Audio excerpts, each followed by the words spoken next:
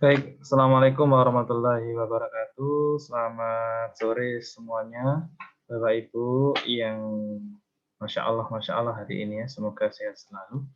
Baik, untuk pertemuan kali ini mohon maaf, saya hanya bisa mengirimkan video pembelajaran ya, karena ada beberapa agenda karena harus pergi ke Malang. Jadi mohon maaf hari ini hari ini kita akan belajar dengan video pembelajaran. Jadi kita akan kuliah keperawatan komunitas nih Bapak Ibu ya. Jadi keperawatan komunitas yang mungkin ada yang dinas di puskesmas ya. Jadi mungkin sebelumnya juga sudah pernah diterangkan oleh Bapak Ibu dosen yang lain tentang keperawatan komunitas. Expert saya di sini adalah keperawatan komunitas ya. Jadi S2 saya juga keperawatan komunitas yang mana mengampu pembelajaran komunitas ini yang nantinya juga akan membantu Bapak Ibu semuanya nanti ketika praktek di nurse. Jadi seperti itu. Baik, Bapak Ibu kita akan belajar tentang model konsep keperawatan komunitas. Ya. Jadi model dan konsep keperawatan komunitas. Jadi model yang ada di keperawatan komunitas seperti apa sih? Apakah sama dengan yang ada di rumah sakit? Ya.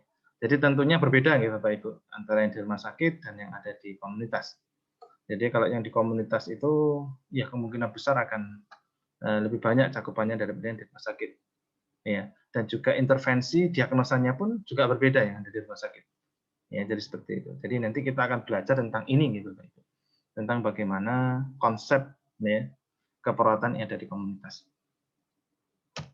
Baik ya, kita flashback kembali mungkin sudah pernah diterangkan oleh Bapak Ibu dosen yang lain tentang peran perawat komunitas. Ya.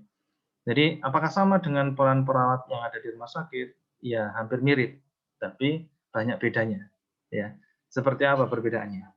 Jadi pada perawat komunitas yang ada di masyarakat, ya, beliau ini atau kita ini sebagai peran atau perawat di masyarakat atau di komunitas, ya, itu adalah pemberi layanan kesehatan atau provider.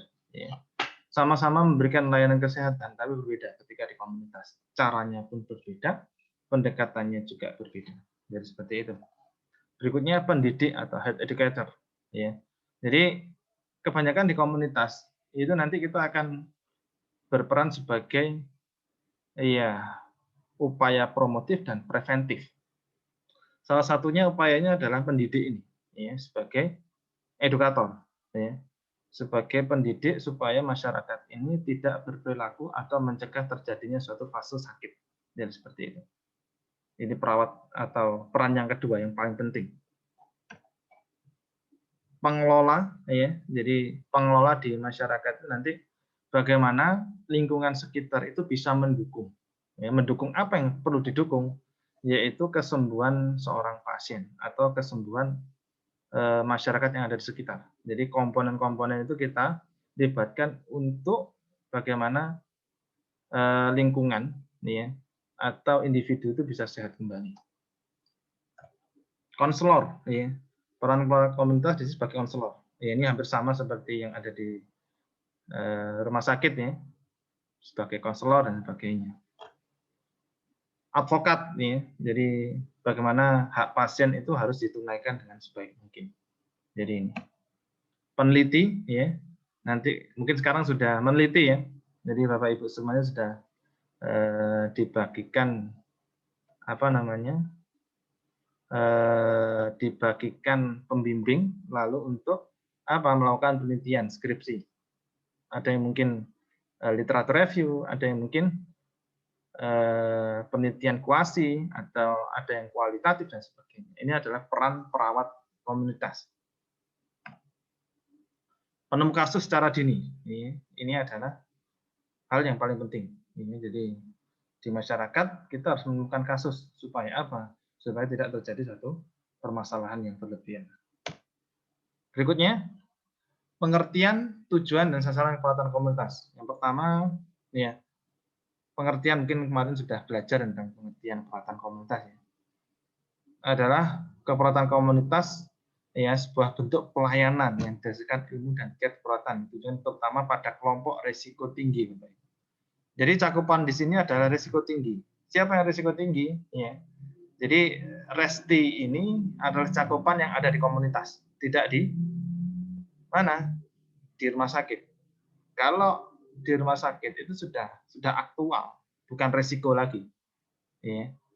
Kalau di masyarakat itu sangat resiko sekali. Ya. Yaitu keluarga dengan resiko tinggi, contoh keluarga yang salah satu keluarganya terkena COVID. Iya. Keluarga yang lain akan di lockdown ya, akan diisolasi mandiri. Dalam upaya meningkatkan status kesehatan komunitas dengan penekanan pada peningkatan kesehatan, pencarian penyakit serta tidak mengabaikan care dan rehabilitasi perawatan. Ini poin pentingnya di sini, Bapak Ibu. Penekanan pada peningkatan kesehatan, pencarian penyakit, ya, serta tidak mengabaikan care atau perhatian. Jadi peningkatan kesehatan dengan apa? Upaya promotif dan preventifnya. Tujuan ya dari perawatan komunitas adalah untuk memelihara kesehatan yang ada di masyarakat. Ya. Pelayanan keperawatan harus berkelanjutan. Jadi tidak hanya stagnan, ya. Selesai mengintervensi selesai tidak, tapi ada tindak lanjut yaitu monitoring dan evaluasi. Itu adalah ciri khas dari perawatan komunitas. Jadi seperti itu. Sasarannya, ini yang membedakan yang paling menyolok ya Bapak Ibu. Jadi komunitas atau masyarakat ini adalah sasaran yang paling utama.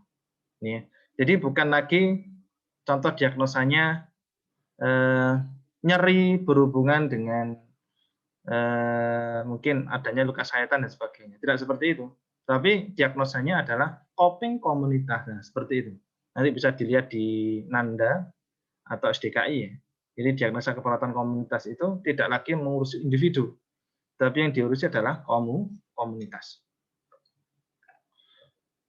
Berikutnya lingkup dan batasan, ya kewenangannya. Ini lingkup praktik perawatan komunitas meliputi asuhan keluarga. Ya, kemarin kita sudah ketemu tentang asuhan perawatan keluarga, baik individu atau kelompok, ya di klinik perawatan di komunitas, bukan di rumah sakit atau di rumah klien, di sekolah, tempat kerja, panti atau tempat pelayanan kesehatan yang ada di komunitas. Ini adalah ranah dari perawatan komunitas. Jadi ranahnya sangat banyak, Bapak Ibu, ketika di pelayanan di komunitas. Intervensinya juga berbeda dengan intervensi yang ada di klinik ya atau di rumah sakit ya. Mencakup dari pendidikan kesehatan ya, mendemonstrasikan keterampilan dasar yang dapat dilakukan di masyarakat, melakukan intervensi yang memerlukan keahlian, misal konseling remaja, pasangan yang akan menikah, kerjasama lintas program, dan kerjasama lintas sektor untuk mengatasi masalah di komunitas, serta melakukan rujukan perawatan dan keperawatan apabila diperlukan. Jadi kemarin saya pernah baca soal ketika saya jadi pengawas ya, pengawas UKOM. Saya sedikit membaca ya, menengok. Itu ada soal yang berbunyi seperti ini. Ketika ada masalah atau ada permasalahan tentang maternitas, ya. Contohnya pasien tersebut mengalami infeksi di daerah vagina, ya, setelah melakukan partes atau ANC, ya. Lalu perawat komunitas, apakah ini termasuk ranah di keperawatan komunitas? Jawabannya apa, Bapak? Iya. Jadi jawabannya adalah ini bukan ranah dari keperawatan komunitas. Karena apa? Karena ranah keperawatan komunitas itu meliputi dari hal-hal yang umum, ya, yang dilakukan di komunitas. Tapi kalau hal-hal yang sudah merujuk ke komunitas atau merujuk ke spesifik seperti infeksi dan sebagainya, ini wajib yang menyelesaikan adalah perawatan maternitas atau dokter spesialis obgyn atau bidan. Jadi seperti itu, Bapak Ibu. Jadi harus jeli mana nih ranahnya perawatan komunitas, ranahnya keperawatan KMB, ranahnya keperawatan maternitas, komunitas, lalu perawatan jiwa dan sebagainya, supaya tidak abu-abu. Ya. Jadi harus berdasarkan apa? Berdasarkan gejala ya, simptomnya. Strategi intervensi perawatan komunitas. Yang pertama proses kelompok, pendidikan sama dan kerjasama. Baik, proses kelompok ini adalah intervensinya, Bapak Ibu. Proses kelompok yang mana intervensinya adalah secara kelompok, tidak individu. Jadi menyelesaikan permasalahan secara kelompok. Ya, itu yang pertama.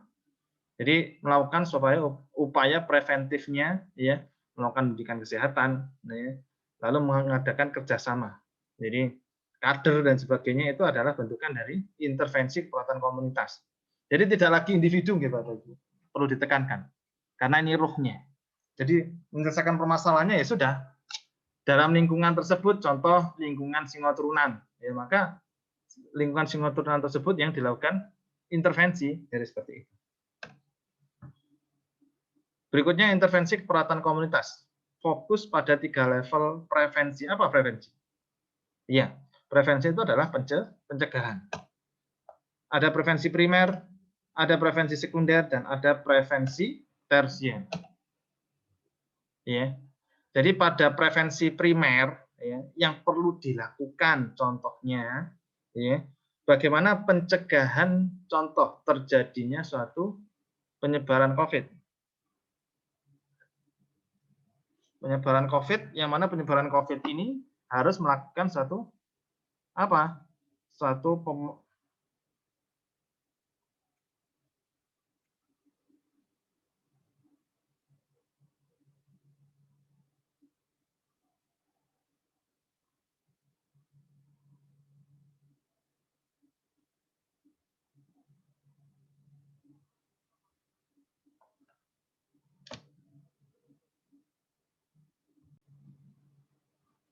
baik ya, mohon maaf, saya mulai lagi. Tadi ada gangguan sedikit.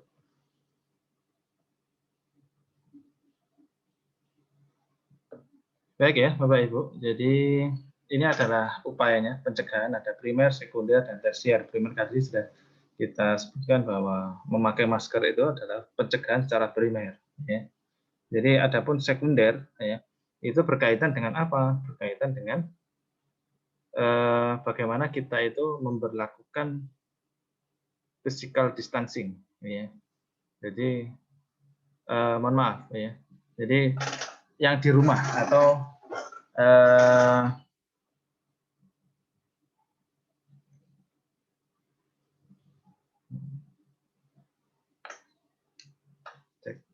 ya, saya mulai lagi. Untuk prevensi sekunder ini adalah bagaimana kita itu mencegahnya itu, contohnya yaitu bagaimana kita tetap di rumah dan bagaimana kita itu mencegah supaya tidak terjadi apa COVID dan sebagainya. Adapun prevensi tersier, ya, di sini adalah perlakuan atau pencegahan setelah pencegahan sekunder.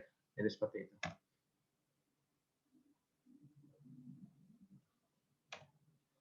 Dalam pelaksanaan praktik ini, ya, dilibatkan secara aktif dalam pencegahan penyakit, ya, care dan rehabilitasi perawatan. Ya. Di sini punya ciri tersendiri yang membedakan yang di komunitas dan di rumah sakit. Cirinya yang pertama bersifat umum dan komprehensif. Kita sudah jelaskan tadi ya. Jadi tidak secara spesifik ya, pada penyakit tertentu dan sebagainya. Asuhan diberikan berkelanjutan, Bapak Ibu, ya. Berkesinambungan, ada monitoring dan evaluasi. Pada semua kondisi sebab sakit dan semua siklus tumbang manusia. Ya, mohon maaf itu bukan sebab atau sehat ya. Jadi kondisi manusia itu ada sehat dan ada sakit ya. Jadi pada keadaan sehat ya, itu perlu dilakukan suatu intervensi apabila memang terjadi suatu resiko ya. Berikutnya ketika terjadi sakit maka upayanya adalah kuratif dan rehabilitatif. Berikutnya berfokus pada upaya pencegahan penyakit ya. Jadi pencegahan ya Bapak Ibu, tidak apa? Tidak pengobatan ya. Pencegahan dan peningkatan kesehatan. Ciri yang kelima yaitu berfokus pada sasaran yaitu keluarga kelompok resti atau risiko tinggi di komunitas. Yang nomor 6 melibatkan klien mitra dalam asuhan yang dilakukan. Jadi tidak hanya mandiri atau sendiri ya, tapi dilakukan secara umum. Ya, melibatkan mitra, kader dan sebagainya. Itu adalah ciri dari keperawatan komunitas. Intervensi yang dilakukan lebih banyak bersifat mandiri secara profesi. Ya. Jadi mandiri secara profesi yang dimaksud seperti apa? Ya. Jadi dilakukannya itu ya kelompok ya.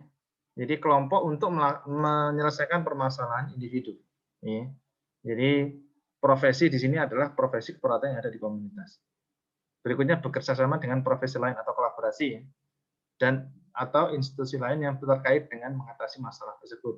Join, ya, lalu mungkin ya melibatkan instansi, melibatkan sponsor dan sebagainya. Jadi kerjasama. Ini perbedaannya yang ada di rumah sakit dengan kekuatan yang ada di komunitas. Ya.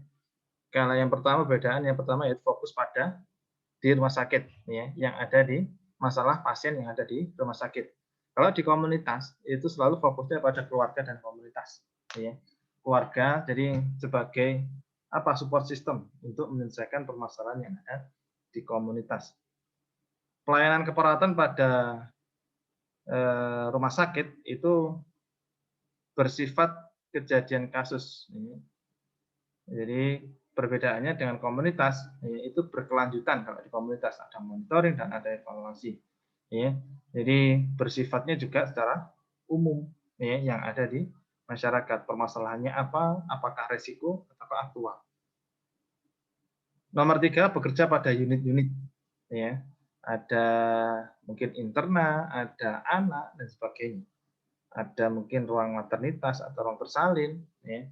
Tapi kalau di komunitas ini menyeluruh ya atau general pada kondisi sehat dan sakit. Ya. Jadi kondisi sehat ini adalah upaya pada preventif dan promotif. Kalau sakit ya kuratif dan rehabilitatif. Jadi di situ itu perbedaannya. Nomor 4 itu bekerja di institusi ya jelas ya. Kalau di komunitas bekerjanya di unit terkait atau di puskesmas sendiri. Jadi seperti itu. Berikutnya koordinator keperawatan pada tatanan RS dari perencanaan pulang. Jadi koordinasinya, ya. Jadi koordinasi seperti itu. Kalau di komunitas, ya, itu koordinasi dari berbagai tatanan komunitas. Seperti apa?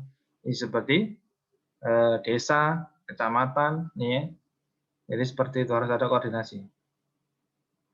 Untuk apa? Untuk mendapatkan satu intervensi yang pas pada komunitas. Berikutnya menerima instruksi untuk pengobatan yang ada di rumah sakit. Kalau yang ada di komunitas itu lebih banyak tindakan bersifat mandiri ya. Jadi tidak instruksional ya, dokter dan sebagainya. Itu tidak. Kalau di komunitas itu selalu monitoring, evaluasi secara mandiri. Berikutnya merencanakan dan melaksanakan pelayanan keperawatan yang bersifat individu yang ada di rumah sakit ya. Kalau di komunitas itu selalu tolak ukurnya adalah keluarga ya, untuk sebagai support system keberhasilan dari sebuah program yang ada di komunitas. Batasi otonomi ya, di lingkungan rumah sakit ya, jadi otonominya terbatas sekali. Kalau yang ada di komunitas ini mendorong ekonomi kontrol keluarga kecuali kasus menular ya, seperti COVID dan sebagainya. Ya. Yang nomor 9 ya, itu adalah observasi terbatas pada interaksi keluarga dan indikator kesehatan. Ya. Kalau yang ada di pelayanan komunitas itu mengobservasi dari berbagai fakta. Jadi mengumpulkan data yang untuk apa? Untuk merumuskan sebuah diagnosa dan intervensi nanti. Terakhir, hubungan terbatas yaitu hanya dengan profesional di rumah sakit. Tapi kalau di komunitas itu hubungannya umum ya, dengan yang tadi saya jelaskan, RT, RW, kepala desa, kecamatan dan sebagainya. Untuk mendukung ini loh permasalahannya. Ayo diselesaikan dan dimusyawarahkan. Muncullah musyawarah masyarakat desa. Ini prinsipnya. Prinsip kesehatan yang komunitas nih ya. Kemanfaatan, otonomi dan keadilan. Ini selalu ya. Jadi di keperawatan yang ada di rumah sakit juga sama. Sifat hubungan nurse perawat klien dalam keperawatan komunitas ya. Bersifat berkesinambungan terus-menerus ya, sehingga pada akhirnya klien mandiri dalam melakukan pemenuhan. Jadi ingat nih Bapak Ibu, ini tujuannya untuk memandirikan pasien ya, supaya pasien itu mandiri dan bisa melakukan intervensinya sendiri. Jadi seperti itu. Jadi tidak ketergantungan dengan perawat. Berikutnya bersifat saling percaya yang dilandasi oleh etika dan norma, nilai-nilai budaya, keluarga, dan yang ada di komunitas. Berikutnya bersifat kelompok, tidak bersifat individu, bersifat kemitraan, ya ada kerjasama dan sebagainya. Lalu bersifat suportif dan edukatif, ya. Mensupport, ya. mensupport supaya apa? Yang sehat tidak terjadi sakit, yang sakit bisa sehat. Jadi seperti itu. Jadi pada fase sehat masyarakat bisa menjaga untuk kesehatannya. Jadi seperti itu. Dengan upaya apa? Edukatif. Ya, jadi seperti itu. Ini aplikasi model community as partner yang saya rencanakan dulu ketika saya profesi S2 di S2 keperawatan ya. Ini menggunakan aplikasi model community as partner dan di-combine, ya, di-blended dengan model family center nursing dalam mengembangkan instrumen. Ya.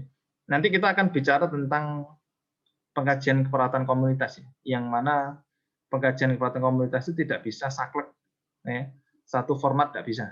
Karena apa? Karena berdasarkan apa? Berdasarkan permasalahan yang ada di masyarakat. Contohnya, ya, diperlukan pengkajian komunitas dalam penanganan masalah penyalahgunaan narkoba. Ini kasusnya penyalahgunaan narkoba ya. Jadi menggunakan dua teori, menggunakan community partner dan family center nursing. Gimana sih penyelesaiannya? Ya. Jadi untuk melakukan satu pengkajian komunitas yang mempunyai masalah penyalahgunaan narkoba pada remaja. Ya, jadi ini bentuk teorinya. Ini community partner, ya, yang mana model community partner ini didasarkan pada model yang dimana Newman, ya. Jadi Newman merumuskan bahwa sebuah komunitas, ya, sebuah komunitas itu bisa saling mendukung, ya, untuk merumuskan satu intervensi demi apa? Demi kesehatan yang ada di lingkungan tersebut. Jadi tadi kita sudah jelaskan bahwa berbagai elemen bisa dilibatkan untuk apa? Permasalahan yang ada di masyarakat. Anderson dan McFarlane ya menggambarkan definisi keperawatan kesehatan masyarakat sebagai perpaduan antara kesehatan masyarakat dan keperawatan. Jadi ilmu komunitas itu ada dua keilmuan ya, Kesmas dan nursing. Kesmas itu ya belum menjadi profesi, tapi kalau keperawatan sudah profesi, sudah profesional. Jadi kalau digabungkan menjadi keperawatan komunitas. Dan seperti itu. Bedanya apa sih? Kesmas dan keperawatan itu atau SPKOM, spesialis komunitas, itu adalah perbedaannya kita itu punya caring. Caring itu jiwa untuk merawati. Ya, jiwa untuk care ya. Tapi kalau di Kesmas tidak diajarkan tentang caring, asuhan perawatan dan sebagainya. Ini ya definisinya. Family centered nursing didasarkan pada perspektif bahwa keluarga adalah unit dasar untuk perawatan individu. Seperti yang digalakan pada UU 39 tahun 2016. Ya, disebutkan bahwa pemerintah menggalakkan PISPK ya, program Indonesia Sehat Pendekatan Keluarga, yang mana di situ keluarga sebagai support system yang utama untuk menyelesaikan permasalahan yang ada di pasien. Berikutnya penerapan family centered nursing ya, menggunakan model Friedman. Yang berikutnya yaitu pengkajian dengan model ini melihat keluarga sebagai subsistem dari masyarakat dengan pendekatan 7 komponen ya, fokus, riwayat, tahap perkembangan keluarga, pengkajian lingkungan, struktur keluarga, fungsi keluarga, stres dan coping, serta yang terakhir adalah harapan keluarga. Ini adalah 7 komponen yang nanti ada di pengkajian. Ini bagannya ketika Bapak Ibu menyusun model atau menyusun bab 3 itu di konsep dan model ya, itu ada bisa menggunakan teori atau menggunakan bagan ya, jadi seperti itu, bagan alur penelitian. Tapi ketika Bapak Ibu lebih ingin detail maka digunakan teori. Ini adalah teorinya menggunakan teori model community partner dan model family center nursing. Ya. Jadi bagaimana pengkajian komunitas yang terdiri dari riwayat komunitas, data demografi yang mempengaruhi penyalahgunaan itu, statistik vitalnya seperti apa, bukan vital sign ya, atau bukan TTV ya, tapi di sini keadaan yang ada di masyarakat seperti apa sih, kalau kepercayaan. Lingkungan fisiknya seperti apa, pelayanan kesehatan dan sosial, transportasi dan keamanan politik, pemerintah, komunikasi, dan pendidikan rekreasi. Ini semuanya ada di community as partner. Berikutnya dikombin dengan family center nursing. Di sini ada data fokus, riwayat dan tahap perkembangan keluarga, pengkajian lingkungan, struktur keluarga, fungsi keluarga, stres dan coping keluarga, dan harapan keluarga. Harapkan dengan kombinnya ini bisa menyelesaikan tentang apa? Tentang penyalahgunaan narkoba yang ada di masyarakat. Ini latar belakangnya kenapa sih kok dilakukan satu pengkajian atau penyelesaian permasalahan, ya. Ini tujuan pustakanya, penyalahgunaan narkoba, komunitas partner, dan family center nursing. Ini remaja sebagai agregat resiko, yang paling beresiko ya. Untuk apa kenakalan remaja? Ya. Ini masalah remaja ada peralihan di mana terjadi perubahan secara fisik dan psikologis. Proporsi jumlah penduduk berusia remaja ya, ini semakin meningkat, menjadikan remaja sebagai kelompok yang paling beresiko. Ya. Masalah-masalah yang terjadi pada remaja tidak terlepas dari pengaruh interaksi faktor biologis, psikologis maupun sosial. Penyalahgunaan narkoba ini sangat banyak sekali, ya. Jadi ini yang perlu diselesaikan ketika memang ada permasalahan, dan ini menarik untuk diteliti. Ini penyebab penyalahgunaan narkoba, ya. Jadi keluarga yang mungkin tidak perhatian, tidak care, sekolah, lingkungan dan sebagainya, lalu masyarakat yang mana di situ banyak penyalahgunaan narkoba. Ini upaya pencegahan, primernya promosi kesehatan, yang tadi kita bahas tadi, sekunder diagnosa, dan tersiernya adalah rehabilitasi. Ini peran perawat komunitas, ini agen perubahan, konselor, fasilitator, edukator, dan kolaborator. Sama, ya. Jadi itu yang bisa saya sampaikan, Bapak Ibu.